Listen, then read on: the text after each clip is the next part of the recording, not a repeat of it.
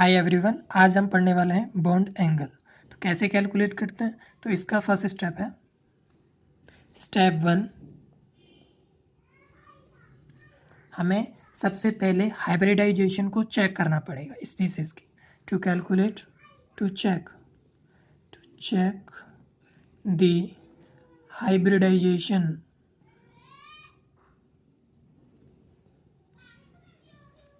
Of species. Okay, इसमें hybridisation कौन सी? sp2 sp3, ये हाइब्रिडाइजेशन होंगी। Okay, sp means s character इसमें 50% होगा। ठीक है, sp2 में s character percentage of s character. ठीक है, sp2 में 33% होगा। sp3 में s करेक्टर कितना होगा? 25%। मीन्स हाइब्रिडाइजेशन निकालने के बाद जिसमें यानी sp2 या sp3 हाइब्रिडाइजेशन आ रही हो स्पीसीज की, जिसमें s करेक्टर ज़्यादा होगा उसका बॉन्ड एंगल ज़्यादा होगा। ओके, तो इसको ऑर्डर इस तरह से हो जाएगा, sp का ऑर्डर ज़्यादा, ये इस तरह से ऑर्डर बन जाएगा हाइब्रिडाइजेशन का। sp में बॉन्ड एंगल ज़्यादा होगा, sp2 में, फिर sp3 में। ओके, इसको हम एक एग्जाम्पल से समझते हैं। For example CH4 CO2 CH3 positive. Okay, इसकी हम सबसे पहले क्या निकालेंगे? हाइब्रिडाइजेशन। ओके, फिर हाइब्रिडाइजेशन, कार्बन में 4 वैलेंसी होती है, 4 हाइड्रोजन के साथ बॉन्ड बना रहा है, तो इसकी जो हाइब्रिडाइजेशन होगी वो sp3 होगी। ओके, अब CO2 की हम हाइब्रिडाइजेशन निकालेंगे। CO2 की हमें हाइब्रिडाइजेशन निकालने के लिए क्या करना पड़ेगा? कार्बन की वैलेंसी 4 होती है, तो 1/2 multiply number of valence electron carbon के 4, और O2 हमारा जो फार्मूले के अंदर हम मोनोवैलेंट लेते हैं, तो यहाँ पर ऑक्सीजन O2 डाईवैलेंट है, इसलिए इसको हम कंसीडर नहीं करेंगे। तो 1/2 multiply number of valence electron 4, ठीक है, और मोनोवैलेंट नहीं है यहाँ पर कोई भी, तो इसलिए 0। तो हमारा जो हाइब्रिडाइजेशन आ जाएगा वो आ जाएगा हमारा sp। ठीक है, sp आ जाएगा। अब निकालेंगे हम CH3 पॉजिटिव की। इस पे जो कार्बन है, कार्बन की वैलेंसी 4 होती है, पॉजिटिव चार्ज है, इसलिए इसमें 4 में से 1 कट हो जाएगा, यानी पॉजिटिव चार्ज आ रहा है ना, इसकी वजह से। तो इस पे पास बचेंगे, कार्बन की वैलेंसी बचेगी 3 हाइड्रोजन के साथ बॉन्ड बना लेंगे, तो इसकी जो हाइब्रिडाइजेशन बनेगी वो बनेगी sp2। ओके, अब इन तीनों स्पीसीज को अरेंज करना है डिक्रीजिंग ऑर्डर में। Arrange decreasing bond angle. अब हमें पता है जिसमें sp हाइब्रिडाइजेशन होता है उसमें जो लीनियर होती है इसकी शेप, तो मीन्स इसमें जो बॉन्ड एंगल बनेगा वो 180 डिग्री बनेगा। ओके, sp2 में इससे कम बनेगा 120 डिग्री। ओके, इसमें बनेगा जो एंगल 109.2।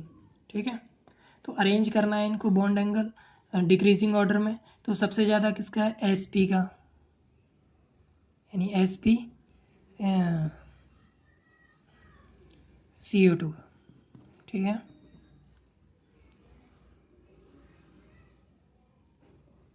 फिर आएगा हमारा CH3 positive,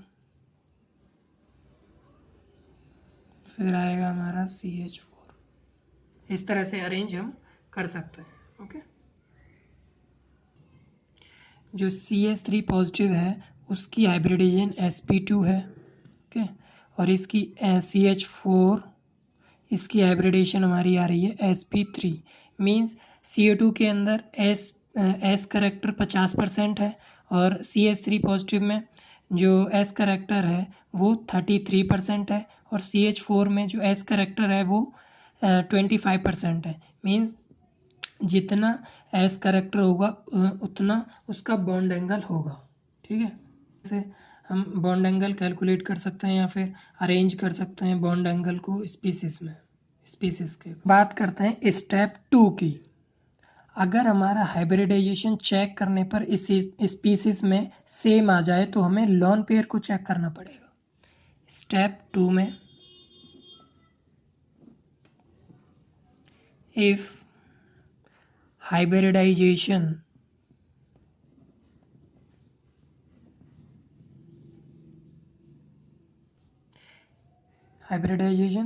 same in species, फिर हमें चेक करने पड़ेंगे स्पीसीज के लॉन पेयर। ओके, इसे हम एक एग्जाम्पल से समझते हैं। फॉर एग्जाम्पल CH4 ले लेते हैं एंड H2O ले लेते हैं। ओके, CH4 की हम बॉन्ड पेयर और लॉन पेयर कैलकुलेट करते हैं। Bond pair plus lone pair. Bond pair इसमें आ जाएंगे 4 और लॉन पेयर इसके पास होते हैं 0। ठीक है, इसके निकालते हैं bond pair plus lone pair. Oxygen की वैलेंसी 6 होती है, 6 में से 2 हाइड्रोजन के साथ कंबाइन हो गए, बचे इसके पास 4। ठीक है, तो 4 मीन्स 2 इलेक्ट्रॉन, 2 लॉन पेयर होंगे इसके पास, 2 bond pair plus 2 lone pair. Okay, bond pair,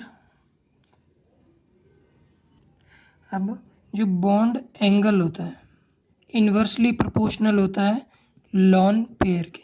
means lone pair बढ़ाओ, बॉन्ड एंगल घटाओ। तो इसमें जो बॉन्ड एंगल होगा वो CH4 का ज़्यादा होगा H2O से। क्यों?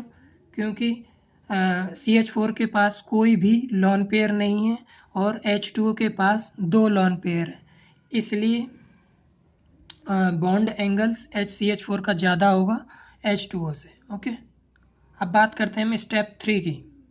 अब हम बात करते हैं स्टेप 3 की। स्टेप 3 में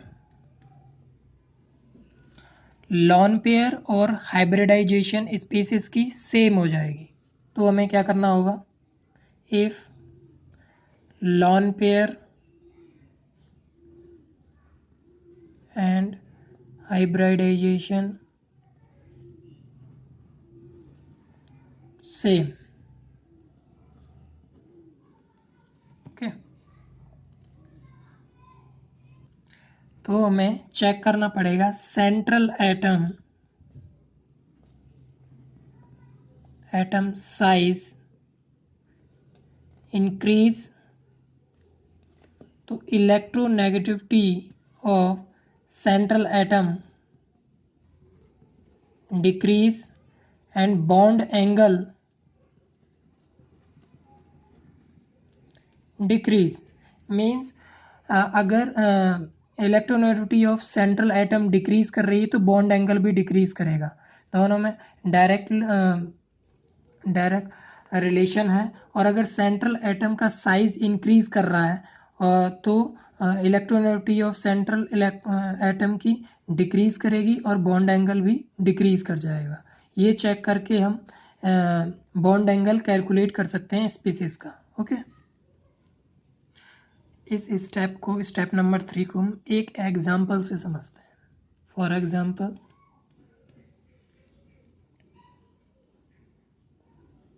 NH3 PH3 AsS3 and SbS3। Okay, सबसे पहले स्टेप 1 के अनुसार हमें चेक करनी पड़ेगी इसकी हाइब्रिडाइजेशन। ओके, हाइब्रिडाइजेशन चेक करने के बाद फिर हमें चेक करना पड़ेगा इसमें लॉन पेयर। ठीक है, फिर हमें चेक करना पड़ेगा कि लॉन पेयर या फिर हाइब्रिडाइजेशन सेम है, तो हमें स्टेप नंबर 3 लगाना होगा। ओके, फर्स्ट स्टेप में हम इसकी हाइब्रिडाइजेशन चेक करते हैं। अरे स्पीसीज को अरेंज करना होगा हमें, अरेंज इन डिक्रीजिंग ऑर्डर में। तो फर्स्ट स्टेप में इनकी हाइब्रिडाइजेशन चेक करते हैं। Step 1, check hybridisation.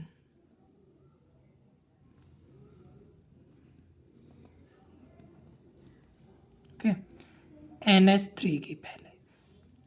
अब देखिए नाइट्रोजन की वैलेंसी कितनी होती है, 5 होती है, ठीक है। 5 में से 3 तो बॉन्ड बनाने के में काम आ गए हाइड्रोजन के साथ, 2 इसके पास बच गए, मीन्स 1 लॉन पेयर। तो इसकी जो हाइब्रिडाइजेशन आ गई, पहले क्या करते हैं इसकी bond pair plus lone pair, okay. तो बॉन्ड पेयर इसके पास कितने हो गए, 3 bond pair plus lone pair इसके पास कितने हो गए, 1, ठीक है। तो इसकी जो फर्स्ट स्टेप के अनुसार हम इसकी हाइब्रिडाइजेशन कितनी आ रही है, sp3, ठीक है। सेकेंड स्टेप के अनुसार लॉन पेयर इस पे कितने आ रहे हैं, 1, ओके। अब चेक करते हैं pH3 की, फॉस्फोरस के पास जो वैलेंस इलेक्ट्रॉन होते हैं वो 5 होते हैं, ठीक है। हाइड्रोजन के साथ 3 इलेक्ट्रॉन काम आ गए बॉन्ड बनाने में, तो इसके पास कितने बचे, 2 मीन्स 1 लॉन पेयर। तो bond pair plus lone pair कितना आ जाएगा, bond pair plus lone pair 3, ठीक है, प्लस लॉन पेयर इसके पास 1, तो इसकी हाइब्रिडाइजेशन sp3 आ जाएगी,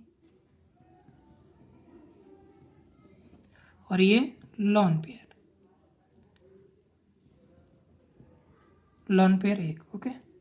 अब निकालेंगे हम ASS3, ठीक है, bond pair plus lone pair है।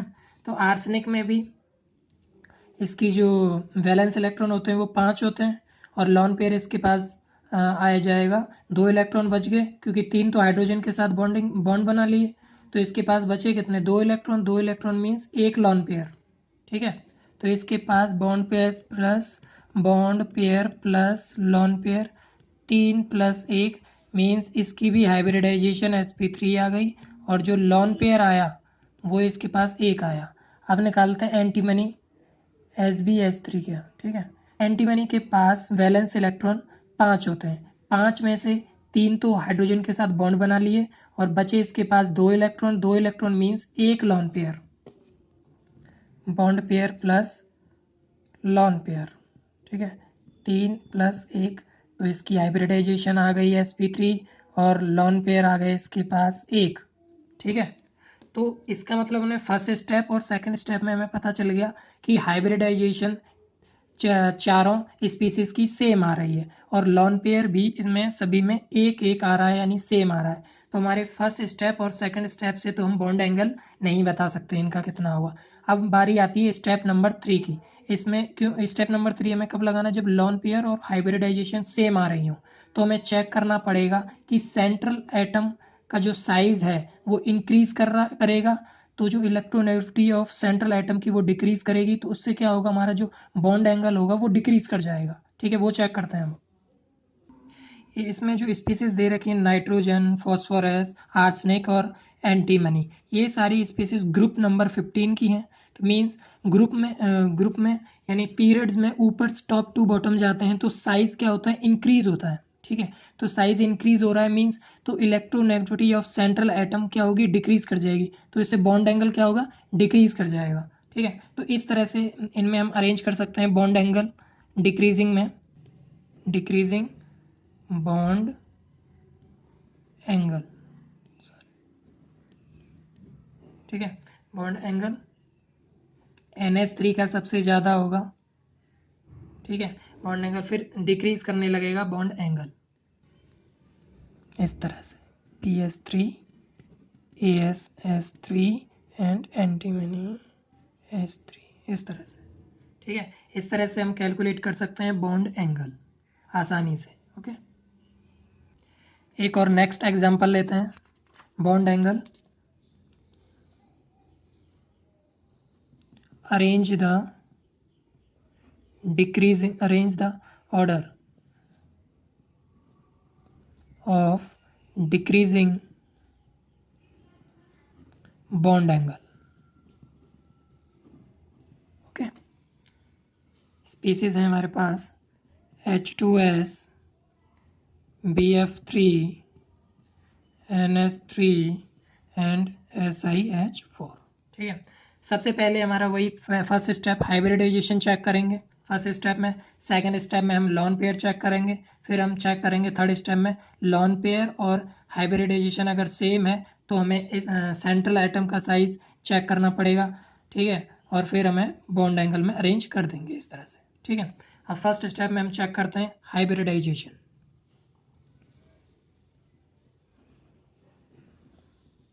ठीक है। सल्फर की वैलेंसी 6 होती है, 6 में से 2 बॉन्ड बना लिया हाइड्रोजन के साथ, तो बचे कितने, 4 electron. 4 electron means 4 electron means इसके पास 2 लॉन पेयर हैं, ओके। मीन्स H2S की हाइब्रिडाइजेशन तो sp3 आ गई, तो इसमें जो लॉन पेयर होंगे वो इसके पास आ रहे हैं 2 लॉन पेयर, ठीक है। अब Bf3 की बात करेंगे तो हाइब्रिडाइजेशन बोरोन के पास जो होती है, बोरोन के पास वैलेंस इलेक्ट्रॉन कितने होते हैं। अब हम निकालेंगे Bf3 की हाइब्रिडाइजेशन, बोरोन के पास जो वैलेंस इलेक्ट्रॉन होते हैं वो 3 होते हैं, 3 ही फ्लोरीन के साथ बॉन्ड बना रहे हैं, तो हाइब्रिडाइजेशन इसकी कितनी आ जाएगी,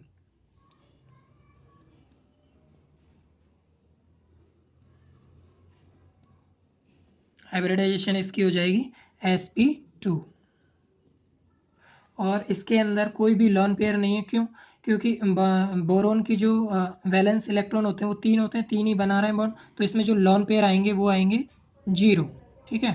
NH3 की, NH3 के पास जो वैलेंस इलेक्ट्रॉन होते हैं वो 5 होते हैं, 5 में से 3 ने तो हाइड्रोजन के साथ बॉन्ड बना लिया, तो बचे कितने, इसके पास 2 electron, 2 electron means 1 lone pair आएगा इसके, तो इसकी हाइब्रिडाइजेशन कितनी हो जाएगी sp3, और लॉन पेयर कितने आ जाएंगे इसके पास 1, ठीक है।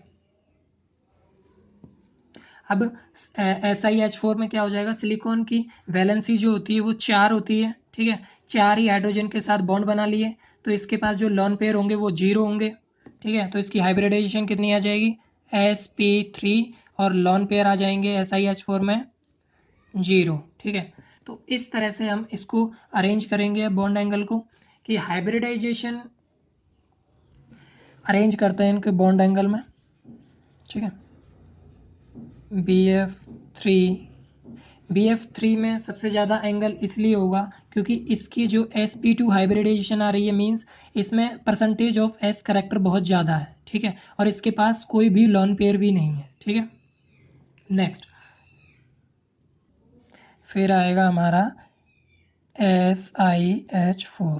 SiH4 क्यों आ रहा है, क्योंकि इसकी हाइब्रिडाइजेशन sp3 है, बट इसमें कोई भी लॉन पेयर नहीं है, ठीक है, तो ठीक है। फिर उसके बाद आएगा हमारे पास जिसमें लॉन पेयर ज़्यादा उसका बॉन्ड एंगल कम होता है, ठीक है, तो लॉन पेयर किस में कम है, NH3 में, तो थर्ड आ जाएगा हमारा NH3, और फिर H2S सबसे लास्ट में आएगा, ठीक है। इस तरह से अरेंज कर सकते हैं हम decreasing order of bond angle, तो इस तरह से आप इजी वे में बॉन्ड एंगल कैलकुलेट कर सकते हैं, हाइब्रिडाइजेशन को चेक करके, फिर लॉन पेयर को चेक करके, फिर हाइब्रिडाइजेशन और लॉन पेयर अगर सेम आ रहा है तो उनका साइज चेक करके, या फिर इलेक्ट्रॉनेगेटिविटी चेक करके सेंट्रल एटम की बॉन्ड एंगल कैलकुलेट कर सकते हैं, ओके।